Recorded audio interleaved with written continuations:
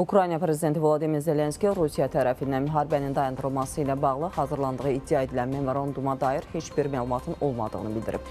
Dövlət başçısının sözlərinə görə Kiyev İstanbulda keçirilməsi nəzərdə tutulan növbəti danışıqlar ərəfəsində Moskvanın öz mövqeyinə aydınlıq gətirməsini gözləyir. Zelenski açıqlamasında həmçinin Kremlin sülh təşəbbüslərinə qarşı qeyri-konstruktiv yanaşmasını tənqid edib.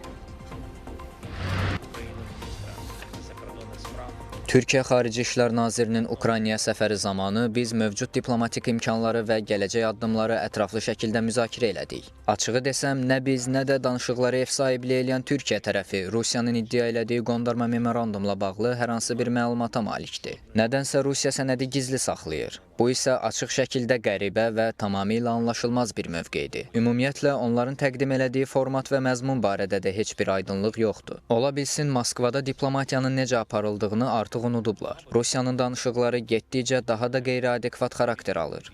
Onlar daim dünyaya göstərməyə çalışırlar ki, diplomatik cəhətdən nə qədər məsuliyyətsiz və təcrid olunmuş vəziyyətdədirlər.